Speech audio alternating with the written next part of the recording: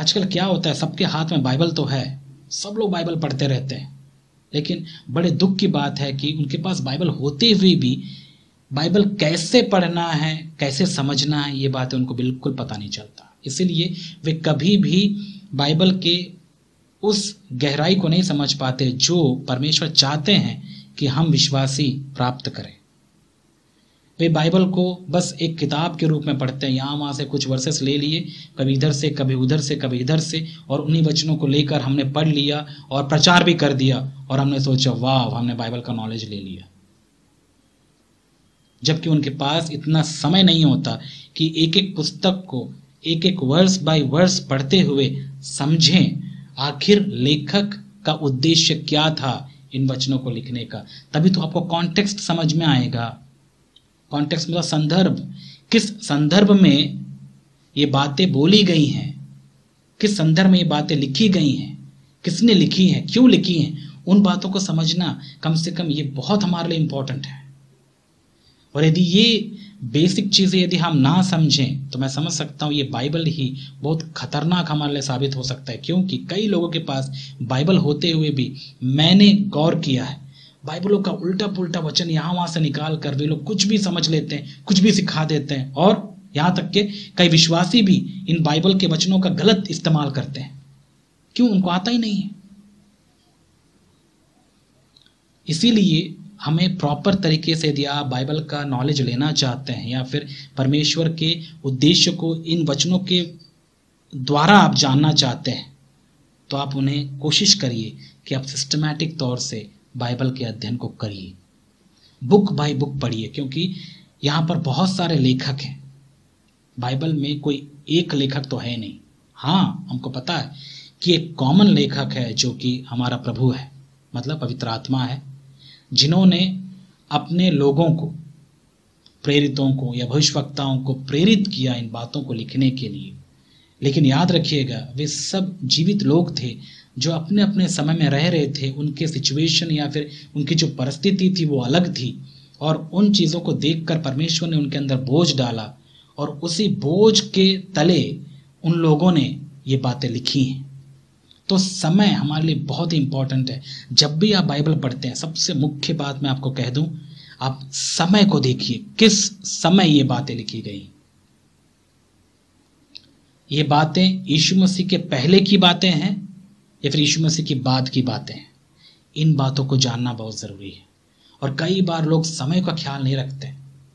उदाहरण के तौर पर, जैसे कुछ दिन पहले मुझे एक मैसेज प्राप्त हुआ जहाँ पर एक भाई ने ऐसा लिखा और मुझे ऐसा उसने बताया कि देखिए, आपने दशवांश के बारे में बताया है, लेकिन हम इब्रानियों की पत्री में पढ़ते हैं कि इब्रानियों की पत्री में हम पढ़ते हैं कि अब्राहम ने दशवांश दिया, अपना 10वां भाग दिया। किसको? मल्कीसेदेक को। और वो कहाँ लिखा हुआ है? नए नियम में लिखा हुआ है।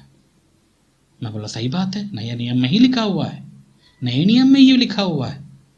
और जब नए नियम की हम बात करते हैं, कई लोगों के मन में पता है नया नियम क्या है? ये 2 पुस्तकें जो बाइबल है, एक पुराना नियम एक नया नियम। तो इस किताब के आधार पे वे लोग नए नियम और पुराने नियम को जज करते हैं। ये सबसे बड़ी प्रॉब्लम है। और मैं आपको भी बता देना चाहता हूँ मेरे प्यारे भाई और बहन, हाँ, इस किताब में हम पढ़ते हैं नया नियम है, मत्ती से लेकर आगे, पुराना नियम है उसके पहले की बातें। किताब के आधार पर आप नए नियम और पुराने नियम का विभाजन नहीं कर सकते हैं। आपको समय के अनुसार देखना है, समय के अनुसार कब पुराना नियम खत्म हुआ और कब नया नियम शुरू हुआ, समय के अनुसार देखना, इस किताब के अनुसार नहीं। ये किताब है, और ये किताब को जब हम पढ़ते हैं, यहाँ पर लिखा हाँ नया नियम अलग है, पुराना नियम अलग है, लेकिन समय को जांचना है।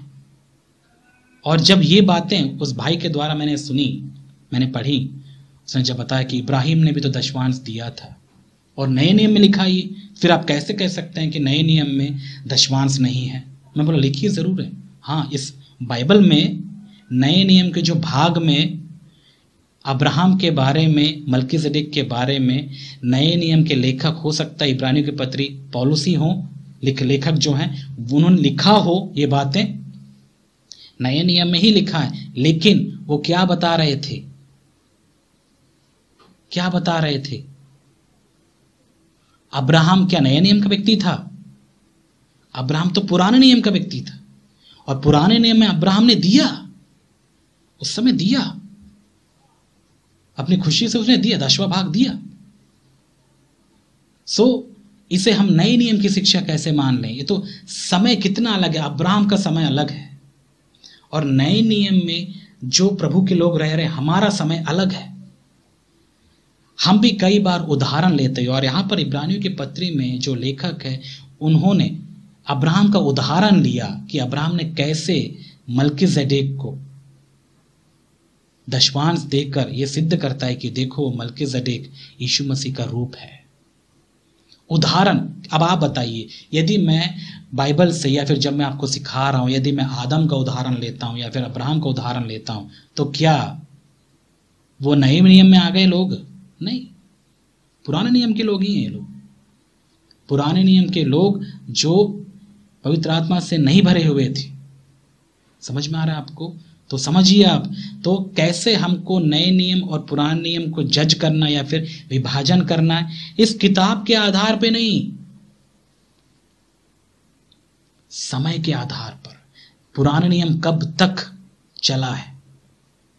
और रही बात दशवांश की, इस बात पे मेरा भी बहुत सारा, कई बार मैंने अपने दोस्तों से भी बहुत सारी बातें की हैं, कई बार उनके साथ में वाद विवाद तो नहीं कह सकता, क्योंकि मुझे वाद विवाद मैं पढ़ता नहीं वैसे, लेकिन बहुत बार समझाने की मैंने कोशिश की कि जो दशवांश की बातें हैं, वे जो नए नियम में हम पाते हैं, नए नियम में उसका जिक्र है, मात्र उसका जिक्र है।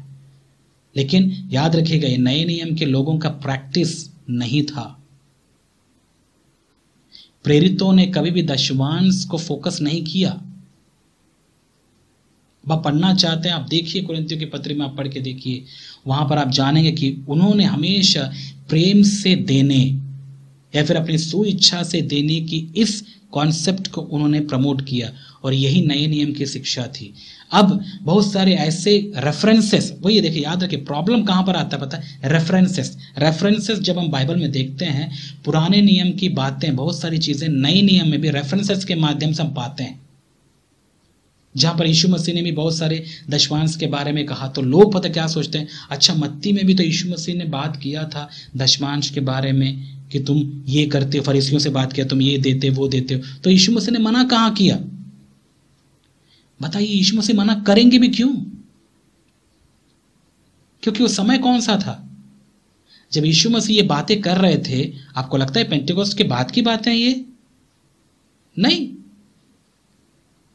यीशु मसीह जिस समय में रह रहे थे, फरीसियों का समय, सदूकियों का समय, ये सब कुछ पुराने नियम का भाग है। हाँ, वो आप मत्ती में जरूर पाते हैं, क्योंकि मत्ती ने ये सारी चीजें उस समय के विश्वासियों को सिखाने के लिए ये बातें बताई हैं। लेकिन आप बाइबल, ये बुक्स के आधार पे, किताब के आधार पे समय को कैसे बांट रहे हैं? यही तो प्रॉब्लम है, कई विश्वासियों को समझ नहीं आता। इसलिए जब भी आप मेरे प्यारे भाई और बहन बाइबल पढ़ें, आप बाइबल को इस किताब के, मतलब पुराने और नए नियम को आप किताब के आधार पर विभाजन ना करें, समय को देखें। जब यीशु मसीह ने फरीसियों से बात किया, ये समय कौन सा था? पेंतिकोस्त के बाद का या पेंतिकोस्त के पहले का? बताइए। पेंतिकोस्त के पहले का मतलब, और किससे बात कर रहे थे वो? चेलों से नहीं, वे किससे बात कर रहे थे? फरीसियों से। अब फरीसियों से क्यों बात कर रहे थे? क्योंकि फरीसी जो थे वे पुराने नियम यानी व्यवस्था के अनुसार चलने वाले लोग थे, और यीशु मसीह ने उनको जोर नहीं दिया कि उनको दशवांश देना ही है। उन्होंने तो उनकी बातों के, यदि आप पढ़ना चाहते हैं, आप पढ़िए 23 अध्याय मत्ती रचित सुसमाचार में, वहां पर आप पाएंगे उन्होंने, यीशु मसीह ने उनको क्या जताने की या क्या सिखाने की कोशिश की है। यदि आप पढ़ेंगे वहां पर आप पाएंगे कि यीशु मसीह उनको डांट रहे थे, क्योंकि वे कितने ज्यादा सतर्क थे इन बाहरी कामों को करने के लिए, जैसे दशवांश हुआ, भेंट हुआ, ये बहुत सारे जो उनके जो रीति रिवाज थे, ट्रेडिशंस थे, ये सब कुछ करना वे लोग पसंद करते थे। लेकिन आज्ञाकारिता, यीशु मसीह पर विश्वास, वचन के आधार पर चलना, ये बातें उनके लिए हजम नहीं होती थी, इसीलिए उनको डांटते हुए यीशु मसीह ने ये बातें कही। यीशु मसीह ने बता दिया, और मैंने कुछ संदेशों पहले भी आपको बताया है कि यीशु मसीह कैसे भेंट को ग्रहण करते हैं, जो भेंट प्रेम से दी जाए। और ये उदाहरण यीशु मसीह ने दिया भी है, बता के दिखाया, उन्होंने दर्शाया उस स्त्री के बारे में, उस बूढ़ी औरत के बारे में जो सिनेगॉग में आती है, वहां पर 2 दमड़ी डालती है। वहां पर यीशु मसीह ने कुछ नए नियम के उस सीख के बारे में कुछ बताने की कोशिश की। नए नियम का जो व्यवहार होगा कैसा होता है, ऐसा है। तो यीशु मसीह भले ही पुराने नियम में रहते हुए उन्होंने बहुत सारी बातें नए नियम की उन्होंने सिखाई हैं, नए नियम की बातें उनको सिखाते रहे, लेकिन वो समय कौन सा था पता है? वो पुराने नियम का ही समय था, क्योंकि नया दौर जो नई वाचा है उसकी शुरुआत पेंतिकोस्त के बाद जब पवित्र आत्मा उतर आई तब से प्रारंभ हुई। यीशु मसीह ने सब कुछ कहाँ खत्म किया? क्रूस पर। उसने कहा सब कुछ खत्म हुआ। मतलब पुराने नियम की जितनी भविष्यवाणियां थी जो यीशु मसीह से संबंध रखती थी, विशेष करके उसके पहले आगमन के बारे में, उसके जन्म के बारे में, उसके क्रूस पर मरने के बारे में, ये सारी चीजें खत्म हुई। और जो परमेश्वर चाहते थे कि उसके द्वारा परमेश्वर एकम्प्लिश या पूरा करे, वो हो चुका था। उद्धार का काम संपन्न हो चुका था। इसलिए यीशु मसीह ने कहा अब सब कुछ खत्म हो गया। वहां पर यीशु मसीह ने सबको समाप्त किया। उसके बाद जो समय था पुनरुत्थान के बाद, और विशेष करके पेंतिकोस्त के दिन, तब सारे चेलों ने और उस समय जो भी डिसाइपल्स थे, चेले थे, उन सब ने नए नियम को अनुभव किया पवित्र आत्मा के द्वारा। तब से कलीसिया का उद्घाटन भी हुआ है, कलीसिया का आरंभ हुआ है। इस चीज को समझिए मेरे प्यारे भाई और बहन।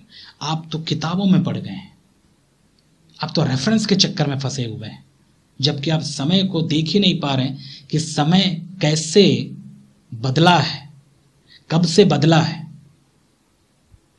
और उन चीजों को, वो रियल था, ये जो है उन रियल चीजों की गवाही देते हैं। तो जब हम इनको पढ़ते हैं तो हम इन वचनों के आधार पर उस समय की घटनाओं को हम समझें, उस समय क्या हुआ होगा, कैसा हुआ होगा, वो चीजें हमें समझना बहुत जरूरी है।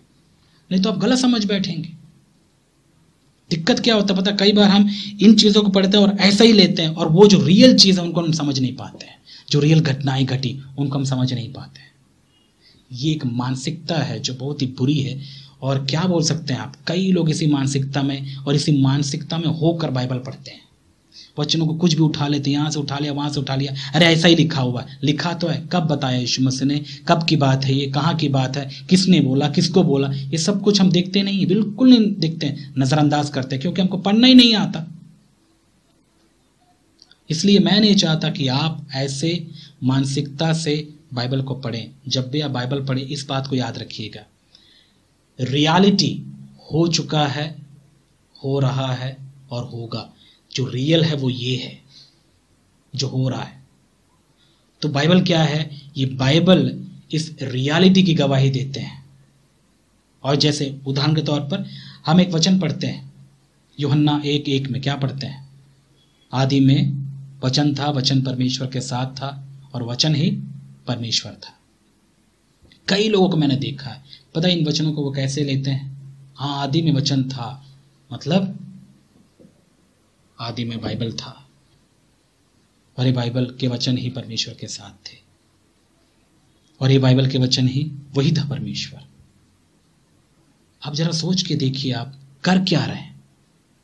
यहां जब यूहन्ना ने लिखा ये बातें कि आदि में वचन था, आपको लगता है वो बाइबल की बात कर रहे थे या फिर उस जीवित वचन यीशु मसीह की बात कर रहे थे जो कि जीवित वचन है? मतलब उन्होंने बाइबल को कैसे समझा, आज हम बाइबल को कैसे समझते हैं, उनका सोचने का तरीका क्या था, हमारा सोचने का तरीका क्या है। हम तो पूरा बाइबल में ही फंसे हुए हैं, रियलिटी पता ही नहीं चल रहा। यही तो प्रॉब्लम था उन फरीसी और सदूकियों का कि उनका पूरा ध्यान इसी पर था, जबकि रियल उनके सामने जब खड़े होकर भी उनको समझ में नहीं आया कि वो कौन है।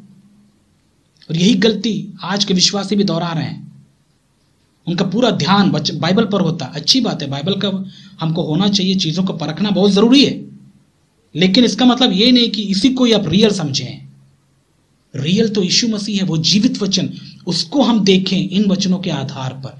अब गलत नहीं है बाइबल को पढ़ना, बाइबल का नॉलेज रखना, इनको भी आपको पढ़ना है, लेकिन आंख तो बंद मत करिए रियलिटी को ना देखते हुए, मतलब उनको देखिए, आप अंधे मत हो जाइए।